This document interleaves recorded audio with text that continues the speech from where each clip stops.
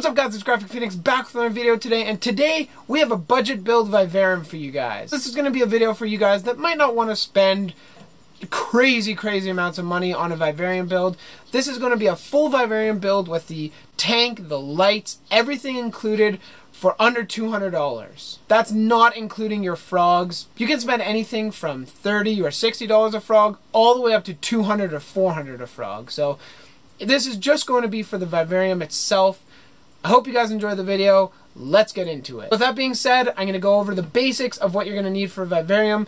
If you guys really want a long, drawn-out Vivarium setup video, then I strongly recommend visiting my channel. I'll also leave a link. I believe it'll be up there for you guys to go check out, and that will have a 45-minute video of me going from the false bottom to everything. There'll be a waterfall.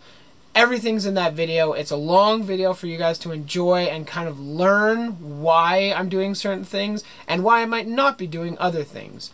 This video is going to be more about the budget and just a kind of quick setup for you guys to enjoy. So let's get into the details of what this tank is and what stuff you're going to need for an initial Vivarium build. So for the building itself, you're going to need a couple main components. You can see here that at the back of the tank there is some egg crate or light diffuser, whatever you want to call it. It is found in all hardware stores, easily available. You guys can find long sheets of it, 4x2 sheets, for about $12. Pretty easy to get, simple. That is what I recommend. It's not going to weigh down your tank like Hydro Balls or rocks will, but it still provides a perfect drainage layer. Draped over the Vivarium is window screen. It's basically going to be your fiberglass window screen that you can find, again, at any hardware store in long rolls. This stuff here I already had sitting out, so I just figured I'd use it. It's very easy. You can use either this or weed block, whichever one you decide to go with. Now on the right side of the cage here, you can see that there is your basics for making a substrate. So we have the Eco Earth in compressed bricks. I definitely recommend just getting them in compressed bricks, especially for the substrate component. That's the easiest way to do it. For the background component, I strongly recommend you just buy the dry, loose coconut core, because then you don't need to go through it, expand the coconut core, and then bake it to dry it, and that whole shebang. You can just start your background. Now these are all basic components of the Atlanta Botanical Garden, or ABG soil mix. So the coconut core or coconut husk is definitely a good part of it. Jungle mix, it is fir and sphagnum mixed together. Now, in order to add some extra aeration, I actually do add what's in front of it, which is the Forest Bark by Exoterra. This is basically orchid bark you can find anywhere. You can use orchid bark as well, but this is a fir bark or orchid bark that is going to be used to add extra aeration to the soil, as well as help break down and slowly break down over time. Now, off to the other side of the cage, you can see at the very front here is carbon. This is going to be added to help purify some of the flow-through water, as well as add some extra aeration to the tank and extra surface area for any of your microfauna, whether it's isopod, springtails, or whatever you have in your tank to breed on. Now moving to the more landscaping portions, you can see that we have some GE silicone. This is GE silicone 1. That is the one that you're going to want to use. If it smells like vinegar, you're good. If it smells like harsh chemicals, it can affect frogs. There has been some research showing that it can.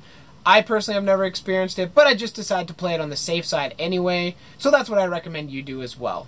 Now, if you're using this for a Vivarium, for a gecko, or whatever else, go ahead and use GE Silicone 2. Just make sure that you air out your tank for quite some time. Now, that little black circle, that's actually a PVC coupling.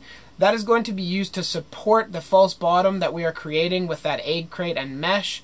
That's basically going to be the supports for it. It's pretty easy, very simple. All you're going to have to do is drill holes in the bottom to allow some water to flow through, just so there's no gross stagnant water building up in there. Now, probably one of the most important components, as you can see, is this black foam, the expandable foam that you use in these Vivariums. This is one of the most important factors. I like to use the black foam, which is the landscaping foam. You can use the standard gaps and cracks or whatever that you want to use. That's just yellow. The only thing that's going to do for you is if you miss a spot covering it with silicone, is you're going to see it very well. It's not going to blend in at all with the rest of the background. And of course, last but not least, you can see there's a coconut hut in there and some driftwood. Those are both kind of examples of what you're going to want to be using. The coconut hut is more just for kind of shits and giggles, honestly. I don't really have a purpose for it. A lot of people will put petri dishes under there. So whatever frogs they have, like Tinctorius, Azurius, that kind of thing, will actually lay in there, and we'll lay their eggs in there for them. Now, one thing that I just remembered that I totally forgot to put in here is actually leaf litter. Leaf litter is definitely going to be a very important part of your vivarium build. So that's not in this tank right here, as you can see, but it will be used later on in the video. A couple other things that you don't see in this picture is lighting and a glass top. I had the glass top cut for me along with about 5 other ones, and it ended up costing me $40. So, I mean, realistically, I'm just going to call the glass free because that's the easiest thing to do. And the light I don't have here. The light itself, as you can see on the screen here, is a Beamworks LED. It's very bright. It's going to be perfect for plant growth, and I'm hoping that it works very well for this.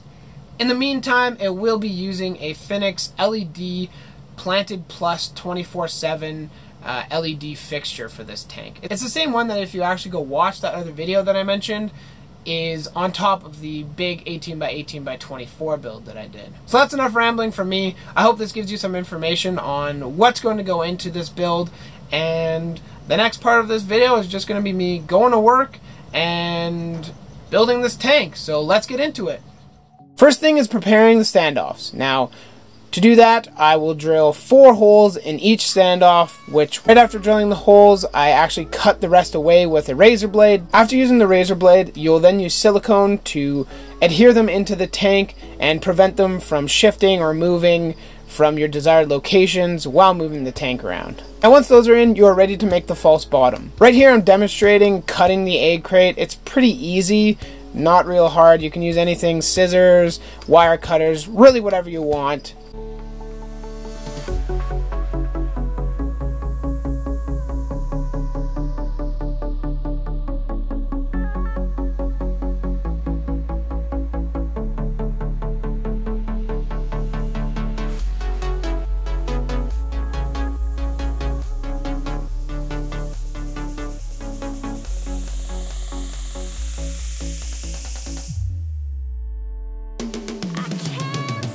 And then after that, I finish it off by smoothing down the sides. You can either use very coarse sandpaper, a file, or in my case, a knife.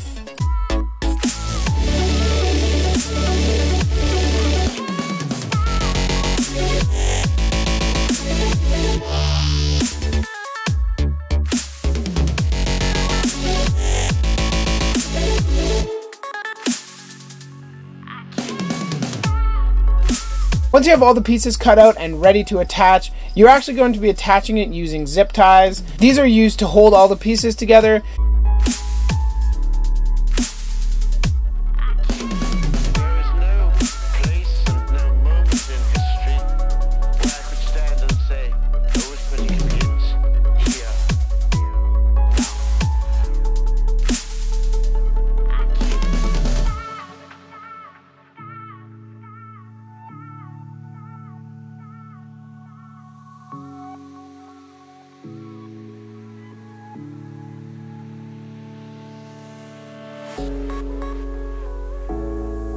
The zip ties are not only used to hold together the actual egg crate, but it's actually used to attach the substrate barrier to your false bottom.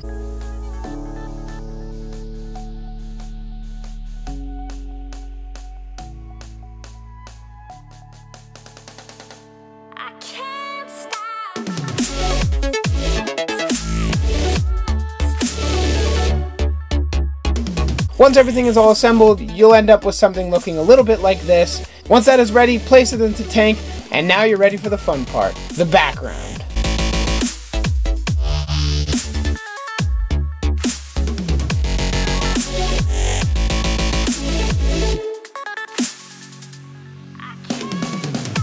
First, starting off with a hardscape. Now, the hardscape is your wood and cork bark. That stuff, you definitely need to spend your time looking for the right pieces, and even more time trying to place it in your vivarium correctly. Place and no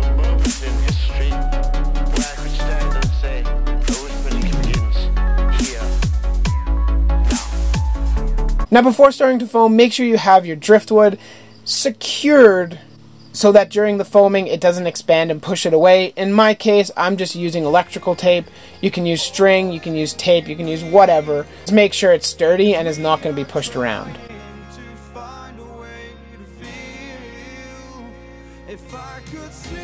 And now the fun begins. It's foaming time. Make sure to apply more foam than you actually think you're going to need, because if you actually end up having too much, I mean, that's the point of carving it all down, so don't hesitate to go overboard on the foam. It's not going to kill anything. It's not going to hurt anything. The worst you're going to do is cut it away later. And I'll run into the sea. Follow this heart that escapes me. It escapes me. And I'm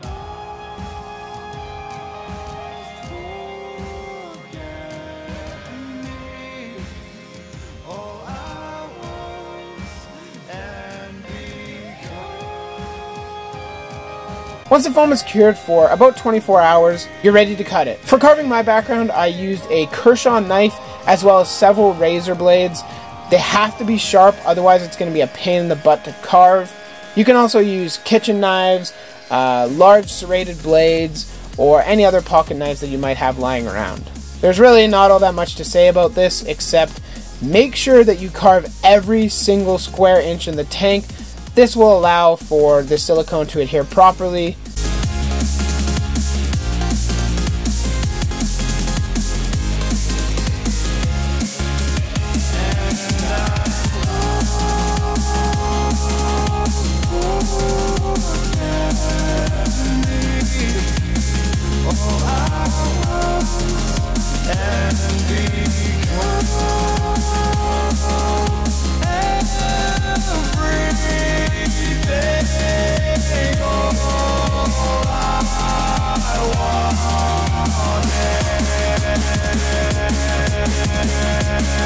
Now that the carving is done, you can now silicone the background. Unfortunately, I actually did this on a stream, so you guys can go check it out in the top right-hand corner of your screen right now, but I didn't end up filming any of it. So the basic process is adding a thick layer of silicone, spreading it around with your hands, and then pushing a background mix. Make sure it's dry. It can be just as simple as dry coconut coir to the background, and it basically adheres to the silicone and stays there forever.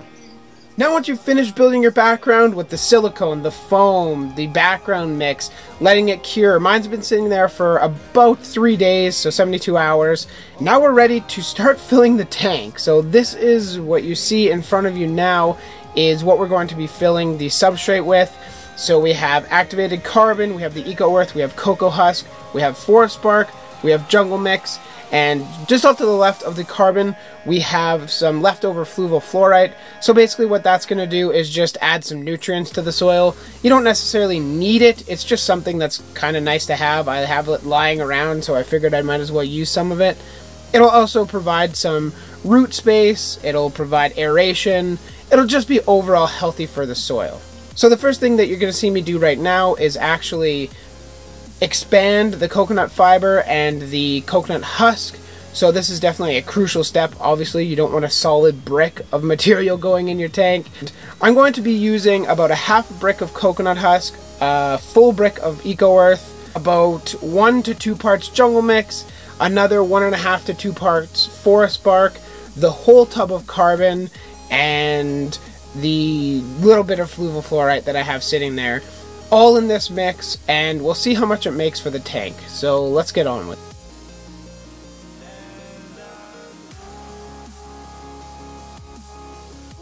Alright you guys, so we have all the substrate in, we have everything basically ready to go. The next time you see this tank, I will have it all set up for you guys, and basically all I have left to do is add some leaf litter, plant it, and then glue on my glass top. or silicone on my glass top. So if you guys are interested in my plant selection and whatnot, I can actually make a whole separate video for that, because it's not something that I'm going to fit into this video. So when I'm done and it's all set up, I will definitely tell you all the names of all the different plants in here that I choose to use in the final product.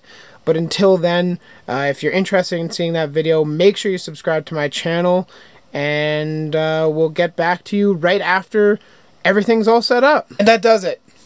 It's finished. There are going to be a couple more plants that I'm going to be adding in right away, not immediately, but pretty soon here. And other than that, that's the build. It took quite some time. You can typically do these in 2 or 3 days. For me, I had midterms and everything spread in there, so it wasn't all that useful, and it took a lot more time than I expected, but it's finally done. So, you might be asking yourself, okay, now that it looks full, what am I going to be putting in there? And I'm actually going to be putting in my trio of Dendrobates auratus, Panama, or I think they're called bronze and turquoise. I can't remember exactly their other common name or more scientific name. I don't know what you want to call it. Whatever it is. As for the plants in here, we have several different plants. In the middle of your screen there is Begonia thelmalae. I don't remember exactly how to pronounce it, but that's kind of close. Right next to it, which right over here, that's actually Vanilla oditaria, I believe it's called. Over here is a couple cuttings of Magravia. There's one right under the vanilla there. Over here is Polonia Pokhara. I actually don't know what this one is here, so if you guys have any tips, or you might know exactly what this is, please do tell me. I would be very curious to hear exactly what this is, because I'm not sure what this plant is called. In the middle of the screen right here, the fine leaf stuff, this is called fine leaf baby tears. I don't have the scientific name for it, but you guys can look it up and you'll find it. Right behind that, we have Ficus Panama. Above that, we have Restripia Falkenbergii, or Falkenbergii. And then behind that, there is a Peperomia obtusifolia. That is a red philodendron. I don't know the species, but it's a red philodendron. Right now, it just hasn't gotten enough light to turn red, but eventually it will be, don't worry. Anyways, you guys, I really hope you enjoyed this video. As you saw in the beginning, the total cost for this vivarium was just over $200 Canadian, and in American, it was like $150, $153, I believe is the conversion. So, $150 vivarium for an 18 by 18 by 18 Exoterra is not too bad. I hope you guys enjoyed the video. I hope you guys learned something. If you have any questions, comments, concerns, anything like that, leave them in the comments section down below. If you guys want to see more of my content, whether it be with frogs or vivariums or reptiles or plants in general, do subscribe to my channel. There'll be plenty more where this video came from, and I hope you guys enjoyed the video. So, Graphic Phoenix, out of here.